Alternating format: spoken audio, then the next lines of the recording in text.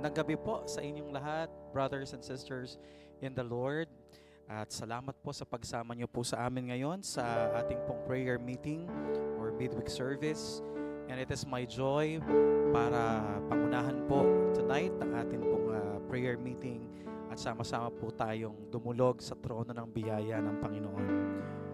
Ang ganda po ng ating tema this December, Emmanuel, the gift of presence. Dahil ang kahulugan po ng Emmanuel ay sumasa atin ang Diyos. Ang presensya ng Panginoon ay sumasama po sa atin. Hindi lang po ang Diyos ay nakatira sa atin. He lives in us, sa loob po natin. He also is among us. Siya po ay kasama natin. He is with us. At siya po ay nangunguna sa atin. He goes before us. Ang Diyos din po natin ay lumalakad na kasama po natin. He walks beside us. In fact, we are surrounded by the presence of the Lord. Kaya kapag yan po ay tumanim sa ating kaisipan, tumanim po sa ating puso, ano po ang katatakutan natin sa buhay na ito? Ano pong mga bagay ang katatakutan natin? No? Dahil alam natin na sumasa atin ang presensya ng Panginoon. Hindi po tayo makapagtatago sa presensya ng Panginoon because the presence of the Lord is everywhere. No? At hindi lang siya basta nasa lahat ng dako, kundi siya po ay talagang kasama po natin. Kasama po natin ang Ama, ang Anak at ang Espiritu Santo ng Panginoon. Kaya tanggalin na po natin ang ating takot, ang ating pangamba sa ating buhay. Halina po at magsaya at i-celebrate po natin ang presence ng Panginoon sa ating mga buhay. Amen. Praise the Lord. This is the day that the Lord has made, and let's rejoice and be glad in it. Amen.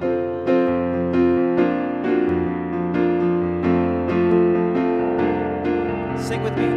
This is the day that the Lord has made. Rejoice and celebrate. This is the day. This is the day that the Lord has made. I will rejoice. I will rejoice and celebrate. Come on, church, let's celebrate. This is the day. This is the day that the Lord has made. I will rejoice. Celebrate. Come on, let's rejoice. This is the day that the Lord has made. I will rejoice. I will rejoice and celebrate. He goes before me. He walks beside me. He lives within me. He's the lover of my soul. He's our defender. He's my defender. He's my provider. His overflowing mercies are brand new every day. Come on, this is the day. This is the day that the Lord has made. I will rejoice and celebrate. This is the day that the Lord has made. I will rejoice and celebrate. Once again, He goes before me. He goes before me. He walks beside me. He lives within me. He's the lover of my soul. He's my defender. He's my provider. His overflowing mercies are brand new every day. Come on, lift it up. This is the day. This is the day that the Lord has made.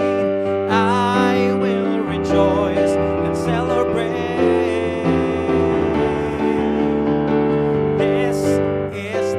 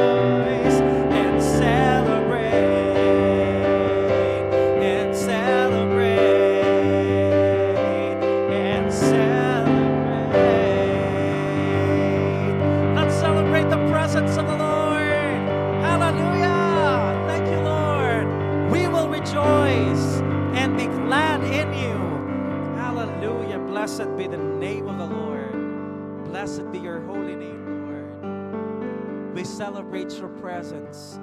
Hallelujah. So faithful, God. Hallelujah. Alam niyo po how the Lord manifests His presence. Sabi po niya kay Moses, I will have compassion on those I will have compassion. I will be good to those whom I will be good. Alam niyo po, sabi ng Lord, I will cause my presence to go with you. I will cause my goodness to go with you. Hallelujah. Pag minamanifest po ng Panginoon ang presence niya sa atin, ang the best po, no, na manifestation ng presence ng Lord ay yung goodness niya po sa atin. Kabutihan po ng Diyos sa atin. Yung kahabagan po ng Diyos sa atin. Yung compassion po ng Panginoon sa atin. Yung pagmamahal niya sa atin. Yun po yung the best po na masasabi natin na kasama po natin ang Panginoon because we know that we are loved by God. Na tayo po ay kinahabagan po ng Panginoon. Na ang Diyos po ay napakabuti sa atin. Amen. So can we just say to the Lord, Lord, you are good. Just thank the Lord for He is good. Lord, you are good. And your love endures forever. Lord, your mercy endures forever. Your compassions are new every morning. Great is your faithfulness. Come on, let's praise Him. Let's worship Him. He is with us. He is with us. God is so good.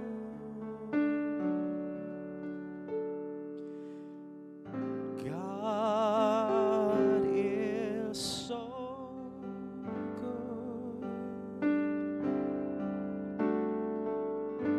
God is so good. He is so good to me. Come on, help me declare. God is so good. God is so good. God is so good. He is so good to me. Come on, sing it again. God is so good. God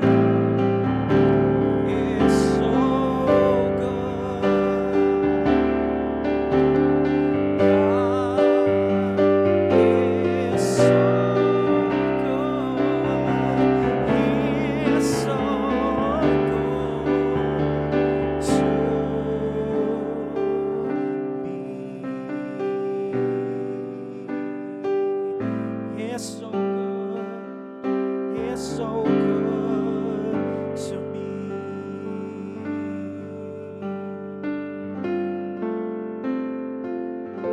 Yes, Lord. Thank you for your goodness, Lord.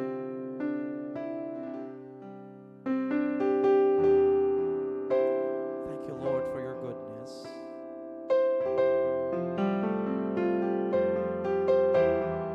You are Emmanuel. We worship you, Emmanuel. You are God with us. Hallelujah.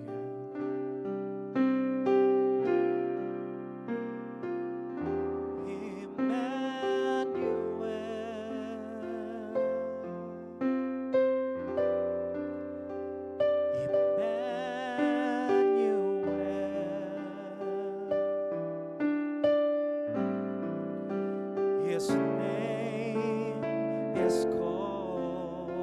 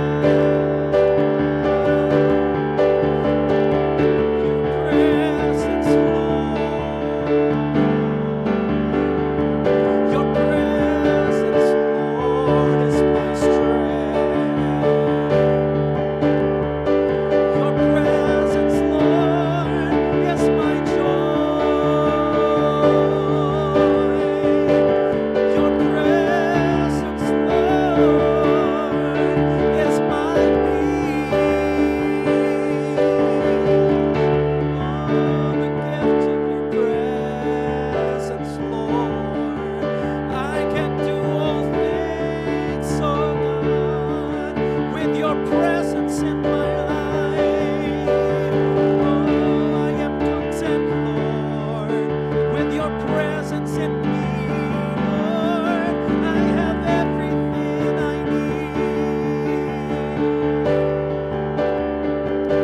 Thank you, Lord, for your presence. Hallelujah.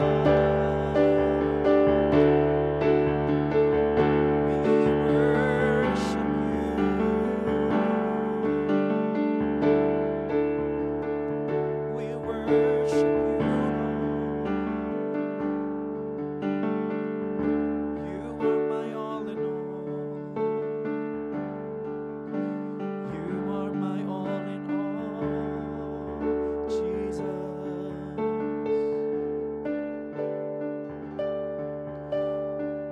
Your presence, Lord.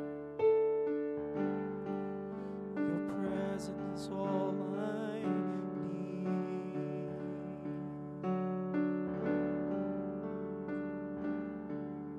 Your presence, Lord, is all I need, Lord. You are my everything. You are my everything, Jesus.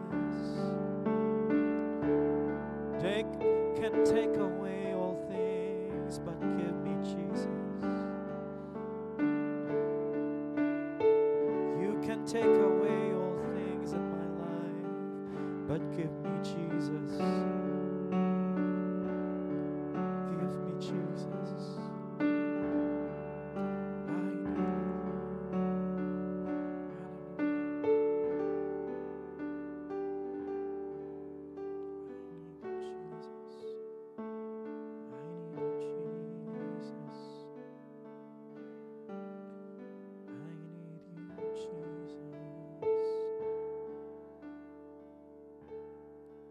Let us become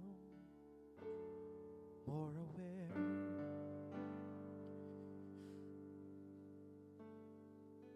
of your presence. Let us experience of your goodness. Let us become more aware of your presence. Let us experience the glory of your goodness. Let us become more aware of your presence. Let us experience the glory of your goodness. Let us become more aware of your presence. Let us experience the glory of your goodness. Holy Spirit, you are welcome here. Come flood this place and fill the atmosphere. Your glory, Lord, is what our hearts long for, to be overcome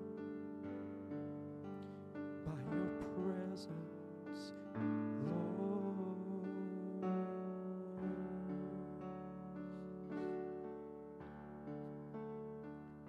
Your presence, Lord. Your presence, Lord. Your presence, Lord. Your presence, Lord.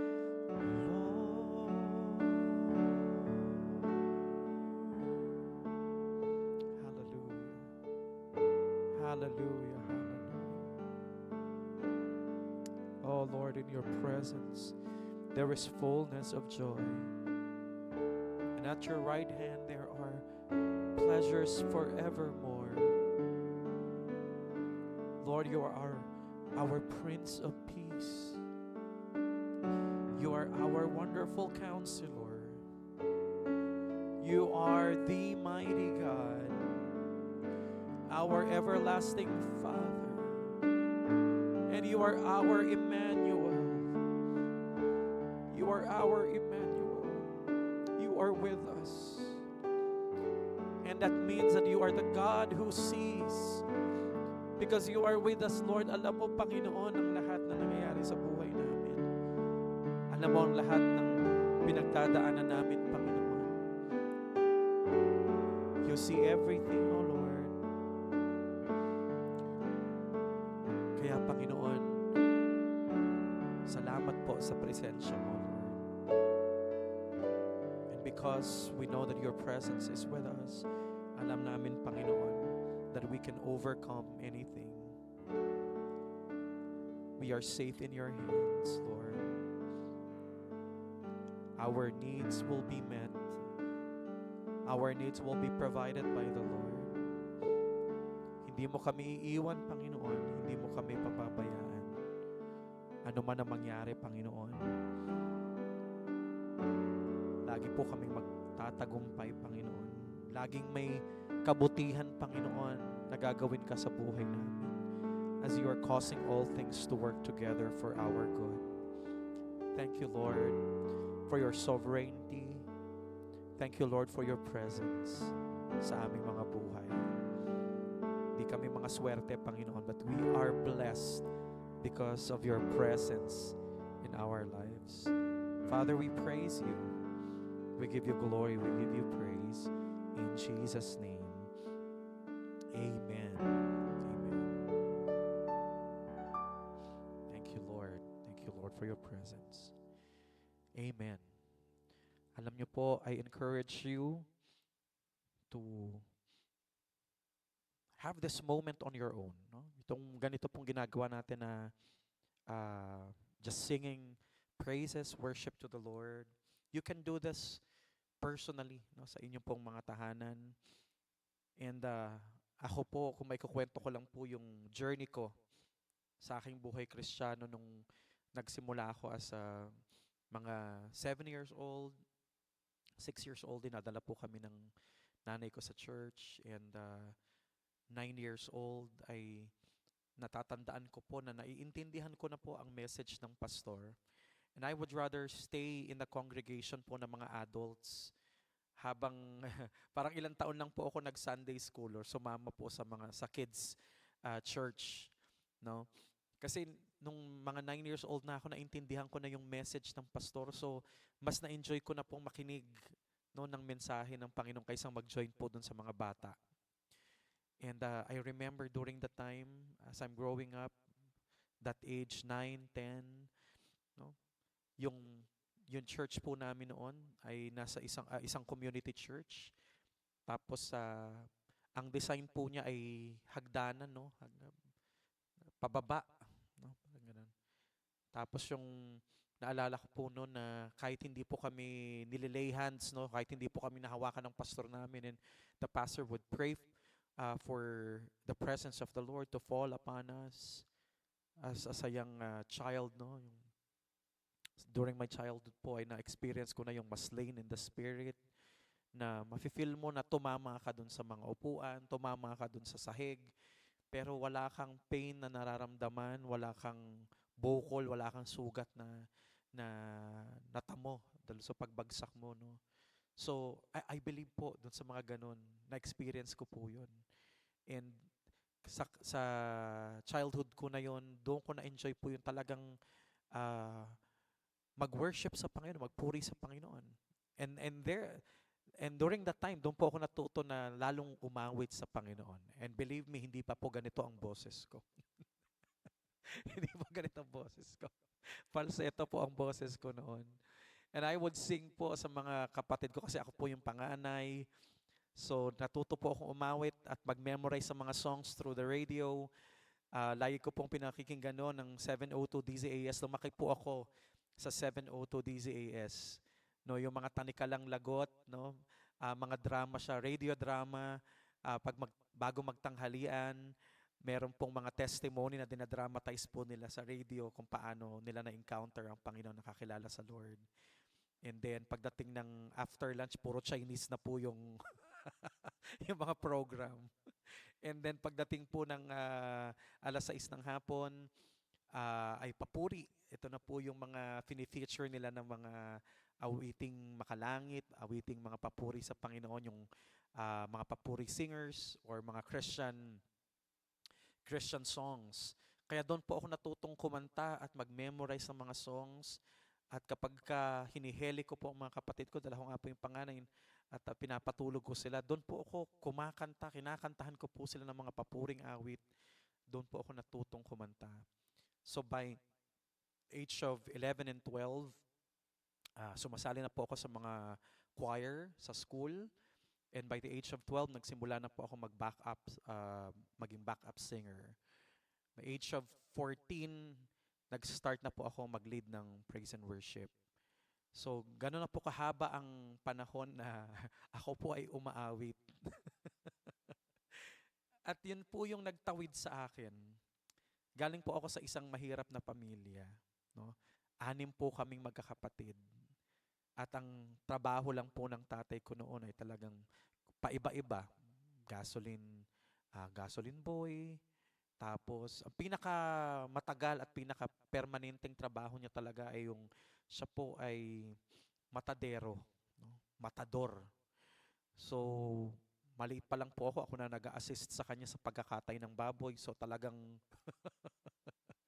ewan ko ba bakit naging trabaho namin.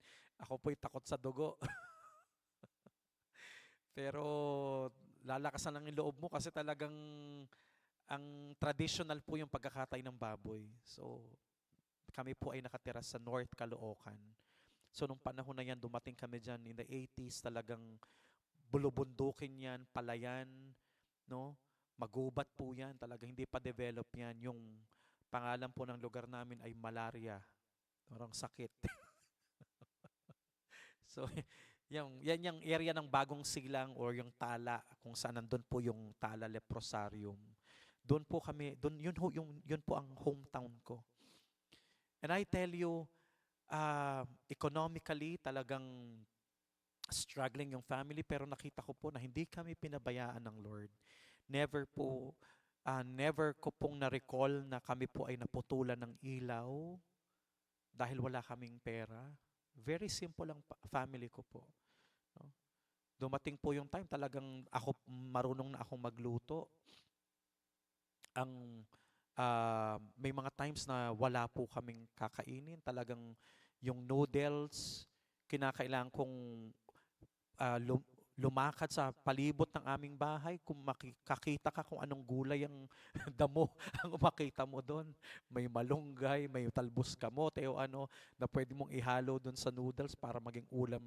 Ladamihan mo ng sabaw para maging ulam na ng buong pamilya. Yung mga ganon pong mga pangyayari sa buhay namin. Pero never ko pong natandaan na kami po ay nag-ulam ng asin. Yung talagang nasiro kami na hindi kami kumain ng 3 beses sa isang araw. Grabe ho ang pagsama ng Lord sa amin. And during those moments po na talagang ang bigat-bigat ng mga pagsubok na dumarating sa buhay namin, doon po ako lalong kumapit sa Panginoon. Meron pong gitara ang tatay ko. At dahil din po sa pag-awit ko, yun, natutunan ko rin po siyang tugtugin yung gitara. May mga moments po na hindi ko makakalimutan, hating gabi, na hawak ko po yung gitara and I would just worship the Lord. Sing worship songs to the Lord. And I get lost, no? I get lost in the presence of the Lord. At nakita ko yung benefit nun, yung parang naiiyak mo sa Panginoon lahat ng mga burdens, lahat ng mga kabigatan mo. So, sabi ko nga po sa inyo, during that time, wala pa hong yung mga term na yan na mental health. Yung mga anxiety, depression, wala pa ho yan during that time, no, mga 80s. No? Hindi pa po ganun ka-define po yan. Kaya nga sabi ko sa mga magkakapatid, no, pag nagkukwentuhan po kaming magkakapatid, na tatawa na lang kami, may halong iyak, tawa, pag naalala namin yung mga pinagdaanan namin sa buhay. No? Pero ang nagtawid sa amin talaga ay yung presence ng Panginoon. Talagang totoong-totoo sa amin yung faith namin kay Jesus. Totoong-totoo sa amin yung word ni Lord. Yung pagbabasa ng Biblia ay doon po kami talagang pinalakas ng Lord. Pag-attend ng church, pag-worship sa Lord, doon po namin natutunan talaga doon sa moments na yon. Kaya ang buong pamilya po namin hanggang sa ngayon, yung mga kapatid ko po ay naglilingkod sa Panginoon. Sila po ay mga musicians and singers din po. At ganun ko po na napahalagahan yung presence ng Panginoon sa aking buhay. Kaya po, itong tema na to na Emmanuel, the gift of presence ay malapit po sa puso ko. Na kapag sinasabi nating Emmanuel, God is with us, nawa po ay ma-realize natin na ang religion natin, yung pagiging Kristiyano natin ay hindi lang po isang ritual o isang parang organized religion na nagsisimba tayo, may mga ginagawa tayo sa church, no? Pero ang relationship natin sa Panginoon ay totoo. Ang relationship natin sa Panginoon is something po na uh, backed up ng history, back up ng Word of God, back up ng truth. Kaya po, yung kinukwento ko po last Sunday, na yung mga alagad po, they have experienced all the worst in life. Kahit sa Old Testament, no? Yung mga prophets na ginamit ng Panginoon, lahat yun, pinatay sila, pinahirapan sila, nireject sila. No? Yung mga disciples ng Panginoon, naging horrible po ang kanilang kamatayan. Pero na pagtagumpayan po nilang lahat yun, when I mean na napagtagumpayan nila, oo, namatay sila. Eventually, they died. All of them died. Pero sa kabila nun, hindi sila nagalit, hindi sila nagtanim ng sama ng loob doon sa mga gumawa nun sa kanila. Let's say, for example, si Stephen, no? In the book of Acts. Pangalawa sa mga namatay. Kasi ang unang namatay sa kanila, si Apostle James. Pugutan kagad siya ng ulo eh. And isa rin yun, bago ko ituloy yung kay Stephen, no? Pag tiningnan mo, bakit sa 12, may 3 pang pinili ang Lord na nakasama niya ng mas malapit? So merong 12 apostol, pero merong core si Jesus. And that's Peter, James, and John. Peter, James, and John. And you wonder, tong 3 to, pag pinag-aralan mo po yung buhay ng 3 ito, na napalapit lalo kay Lord, no? Sila'y naka-witness ng transfiguration. May mga bagay na alam ng 12, pero may mga pangyayari, may mga pangungusap ang Panginoon na yung 3 lang ang nakakaalam. No? Si Peter, James, and John. No, sila lang yung naka-witness nung example nung transfiguration. Nakita nilang nagbagong anyo ang Panginoon at bumalik sa kanyang glorified, no, na katatayuan, kalalagayan. And then you begin to wonder bakit si Peter, si John, tsaka si James ang pinili ng Lord. Kay Peter, makita natin, ma-explain natin na, si Peter kasi siya ay naging talagang tumayong parang president, parang tumayong spokesperson ng grupo. Naging powerful yung ministry ni Peter, having forgiven by the Lord sa kanyang pag-deny sa Lord ng 3 times. Nung na-resurrect si Jesus Christ, he was restored. Nakita natin kung paano naging powerful ang ministry ni Peter. Tapos nagsulat siya ng book na nasama po sa New Testament, di po ba? Si John, grabe din yung pagkilos sa ginawa ng Lord sa buhay niya. Dahil hindi lang si Jesus ang nag-disciple sa kanya, pati si Mary, yung mother ni Jesus. 'Di ba? Remember nung nasa cross si Christ, inihabilin niya si Mary kay John. At ang sabi doon ay mula noon, si Mary ay tumira na kay John the Beloved, John the Apostle. So, hindi lang si Jesus, kundi pati si Mary talagang ang nag-disciple kay John. Kaya nakita din natin yung grabe yung paggamit, yung ministry ni John. Nakapagsulat po ng Gospel of John, and then first and second, third John, no? Naging siya po ang sinasabing pinakamatanda, oldest, no, na disciple na namatay. And he died of old age. Hindi po siya namatay sa anumang mga yung pag-assassinate sa kanya or pagpatay sa kanya, no? But he died of old age. Kaya siya po yung pinaka mahaba ang buhay na alagad. At finally, he wrote the book of Revelation. Grabe yung pangitain, yung mga visions na binigay sa kanya ni Lord in the end times. Kaya doon ma-explain kung bakit sila yung pinili ng Panginoon. But why James? Why James? Wala naman hindi na nakapag-lead si James, no? Kasi nga, early stage ng church, ng New Testament church, ng early church, napugutan na po siya ng ulo. And perhaps, yun po yung reason. Is because siya po ang kauna-unahang makaka-encounter ng death. Kaya mas, kumbaga, pinaramdam ni Lord yung love, yung presence niya kay James habang nandito po siya sa earth noon to comfort him na may worth ang buhay ni James being an apostle of Jesus, and hindi nagkamali ang Panginoon sa pagpili sa kanya. And I believe that in that time na siya po ay papatay na by the sword, pupugutan na po siya ng ulo, when we know na hindi po nagdalawang isip si James rather, kundi he embraced his death knowing that siya po ay uuwi sa presence ng Panginoon. Jesus is waiting for him in heaven. And going back to Stephen, yung pangalawang martyr, no? Isa sa mga deacons, isa sa mga 7 na pinili nila to serve in the early church. Because of his preaching, because of his faith, no? Nagalit yung mga tao sa kanya, and they stoned him to death. Pero during his death, nakita natin na he prayed the prayer of Jesus on the cross na, Lord, wag niyo pong panagutin ang mga taong ito. Hindi po nila alam ang kanilang ginagawa. He released forgiveness to those people.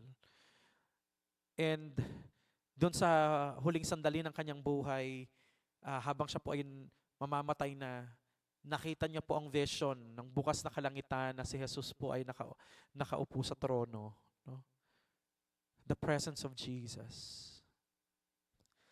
Sa panahon ng kamatayan, nandoon po yung presensya ng Panginoon.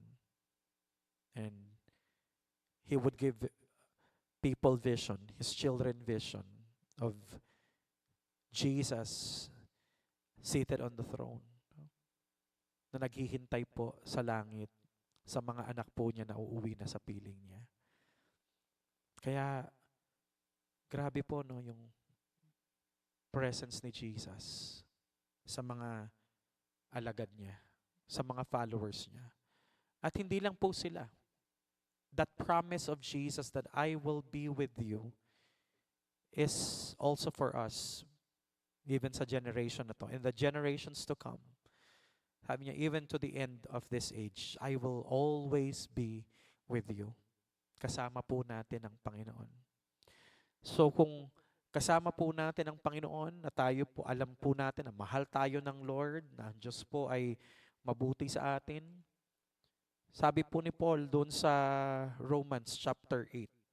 Grabe po, napaka-powerful po nitong chapter po ng Romans na to.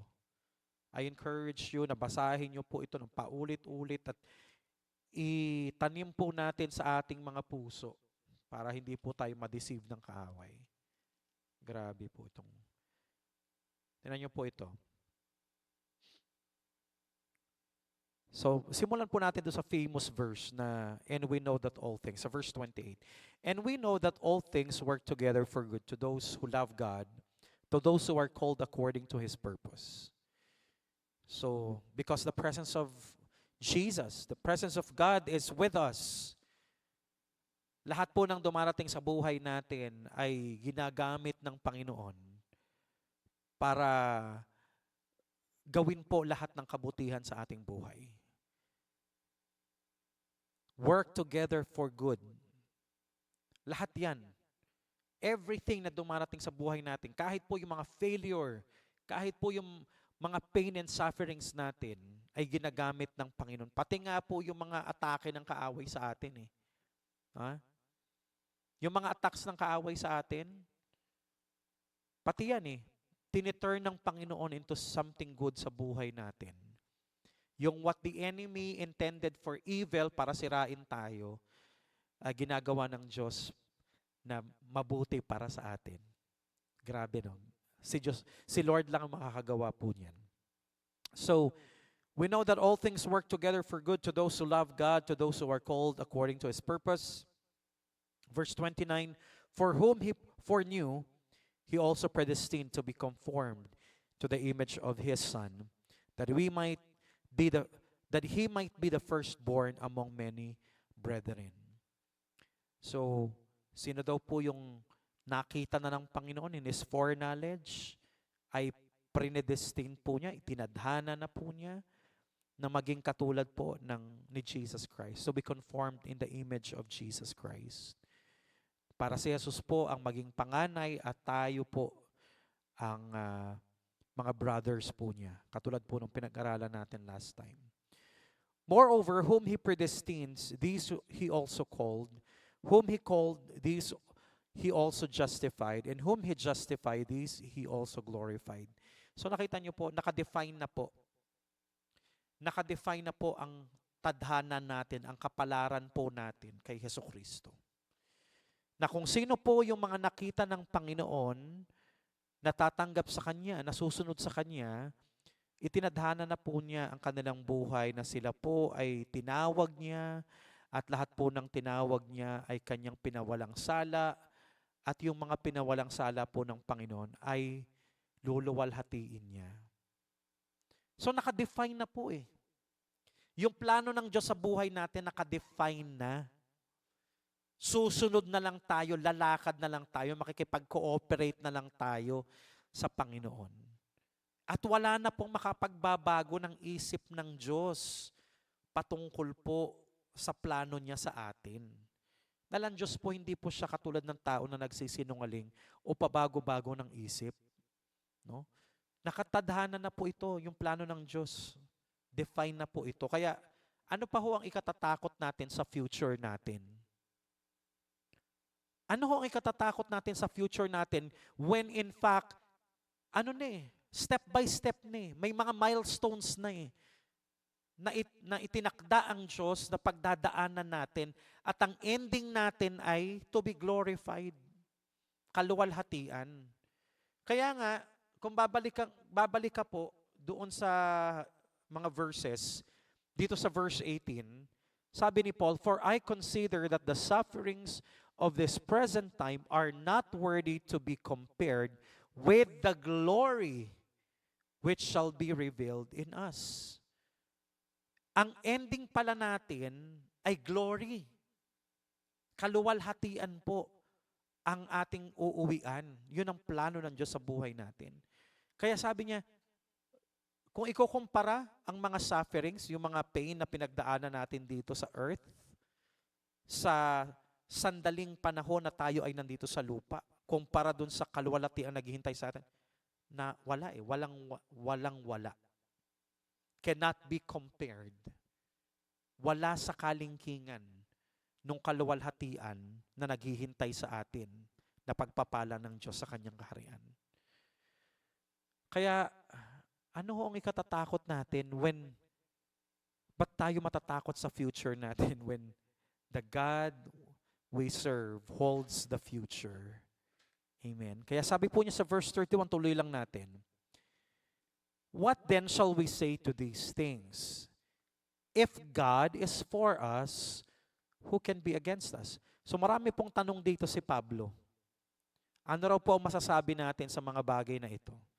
So ang dami po niyang tanong dito. If God is for us, first question, if God is for us, who can be against us?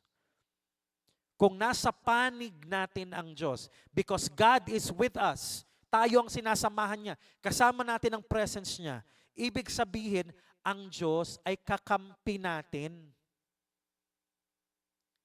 Kasi kung ang Diyos ay galit sa atin at kalaban niya tayo, hindi niya tayo sasamahan. The fact that He is our Emmanuel, His presence goes with us, He is for us.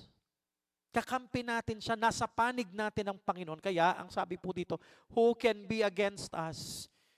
Sinong lalaban sa'yo kung ang Diyos ay kakampi mo? Second question, He who did not spare His own Son, but delivered Him up for us all, how shall He not with Him also freely give us all things? Kung hindi daw ipinagkait ng Ama ang anak at willingly ibinigay po niya si Jesus Christ para magdusa, para mamatay sa krus, paano pa kaya niya hindi, sabi po dito, hindi ibibigay ang lahat ng pangangailangan natin kasama si Jesus, kasama si Jesus. Oh? How shall He not with Him, with Jesus, also freely give us all things? Kapatid, ano bang pangangailangan natin? Kaya pong tugunan ng Panginoon. Kung hindi nga ipinagkait ng Diyos ang most valuable possession niya, which is His begotten Son, only begotten Son, gaano ba kalaki ang pangangailangan natin kumpara sa worth ni Jesus? Walang-wala yung mga pangangailangan natin na yan. Kayang-kaya yang tugunin ng Panginoon. Amen? Another one, who shall bring a charge against God's elect? Sino ang magpaparatang sa atin? Sino ang magkakaso sa atin? Is it God who justifies? Ang Diyos pa ba? Pinatawad nga tayo ng Diyos. Ang Diyos nga ang nagpawalang sala sa atin. So, siya ba ang mag-a-accuse sa atin? Siya ba ang magpa-file ng case against us? Hindi. Nakita niyo po yan? Who is He who condemns? Sino nga hatol sa atin? Is it Christ who died and furthermore is also risen, who is even at the right hand of God, who also makes intercession for us? Sino daw ang hahatol sa atin? Sino ang husga sa atin? Si Kristo ba? Si Kristo ngayon namatay para sa atin, para bayaran ang kasalanan natin eh. 'Di ba? Nabuhay siyang magmuli, umupo siya sa kanan ng Ama, at siyang hanggang sa panahon natin ngayon, nananalangin para sa atin. He's our attorney, He's our advocate, He's our intercessor, He's our great high priest in heaven, na patuloy na nanalangin para sa atin. So si Jesus ba ang uhusga, ang hatol sa atin? Hindi. Hindi niya magagawa. Bakit? Siya nga yung namatay para sa atin, para tubusin tayo. Siya nga yung nananalangin para sa atin. So, siya ang nagtatanggol sa atin instead of siya ang hahatol sa atin. And finally, who shall separate us from the love of Christ? Sinong makapaghiwalay sa atin sa pag-ibig ni Kristo? You can also say that, sino makapaghiwalay sa atin sa presensya ng Panginoon? Shall tribulation, or distress, or persecution, or famine, or nakedness, or peril, or sword? Ano ba? Mga kahirapan ba? Mga problema ba sa buhay? Mga persecution ba? Oh? Mga famine ba yan? No? Ano po ang makapaghihiwalay sa atin? Kamatayan ba? Hindi po. Wala pong makapaghihiwalay sa atin. Sabi po niya, in all these things we are more than conquerors through Him who loved us. For I am persuaded that neither death, nor life, nor angels, nor principalities, nor powers, nor things present, nor things to come, nor height, nor depth, nor any other created thing shall be able to separate us from the love of God which is in Christ Jesus our Lord. Ganyan po tayo kamahal ng Panginoon. Ganyan po tayo sinasamahan ng Panginoon. Ganyan po tayo kahalaga sa Panginoon. Kaya dapat po tayo, pahalagahan din po natin ang pagmamahal ng Diyos sa atin. Pahalagahan din po natin ang presence ng Panginoon sa atin. Pahalagahan po natin ang sacrifice ni Christ para sa atin. And the presence of God is with us all because sa finished work ni Jesus Christ sa buhay natin. Dahil sa sacrifice ni Christ, pinatawad po tayo, inari tayong mga anak ng Diyos, kaya kasama po natin ang Panginoon. Amen? So sa gabing ito, let's trust the Lord as we pray that He will answer us. Dahil kasama po natin siya. And He is listening. Pag-pray po natin ang ating church discipleship system. Ito po ay ginawa na pong mandatory ng ating distrito that we will adopt the Foursquare journey ni Pastor Chris Canlas. So, it will be full blast implementation year 2026. Kaya po, yung mga tribes po natin ay muli po nating pasisiglahin. Magta-transition po tayo from the material na ginagamit natin into the Foursquare journey material. Pag-pray po natin yung ating mga church departments, no? And pag-pray po natin for new and additional leaders, new ministries to open para marami pong opportunities to serve the Lord. Pag-pray din po natin yung mga bago po na nakasama po natin na sila po ay maging part na po ng family ng church natin. At yung pong mga department activities natin this December, especially po yung mga Christmas parties po, pag-pray natin na katagpuin ng Lord ang lahat ng pangangailangan ng mga departments na ito. Evangelization of San Juan City, lalo na po ng ating barangay na kinalulugaran, ang Barangay St. Joseph. No? Tayo po ay magkaroon ng mga outreach dito. Third church anniversary, pag-pray po natin ang ating steering committee, yung planning po, ongoing, at yung pong yung grand celebration po natin on January 18, at lahat po ng mga preparations na ginagawa po natin. Yung pong mga fundraising campaign natin sa mga t-shirts and merchandise na binibenta po natin, as well as dun po sa mga physical arrangement na kailangan natin at pag-gather po ng mga data para mas maging eksakto po ang preparation natin sa darating na celebration. Pag-pray po natin ang mga may sakit na sila po ay pagalingin ng Lord at pagpalain po natin ang ating mga ministry partners, supporters, at yung po mga givers natin, yung mga nagbibigay ng tithes and offerings. Even po yung mga i-bless natin yung mga nag-support sa atin, sa ating mga solicitations, sa ating pong mga activities sa church, sa mga Christmas parties natin. Pag-pray po natin sila. Let's bless them so that the Lord will bless them more at sila po ay lalo rin pong magkaroon ng heart, generous heart to give sa mga gawain po ng church. So let's pray for this and the Lord bless you as you pray.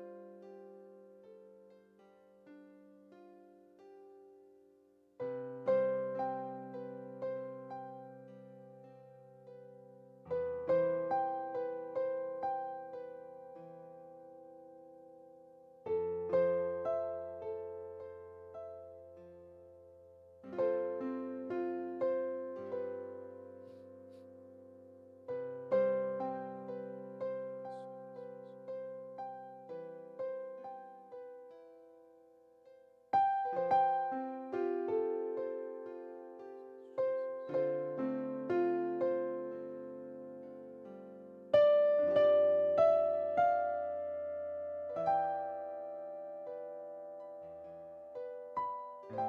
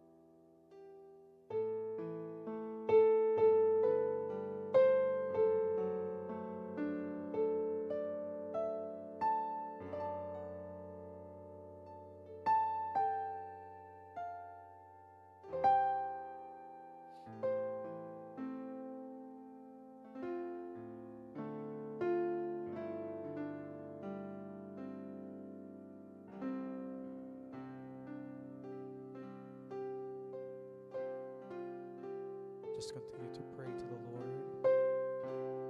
His presence is in our midst. He is with us tonight. Times of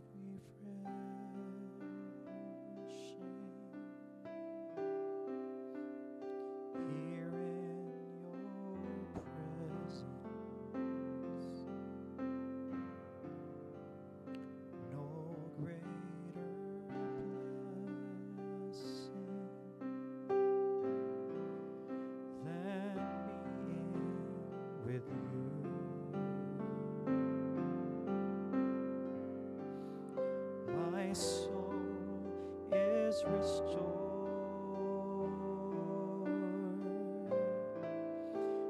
My mind is renewed. There's no greater joy, Lord, than being with you.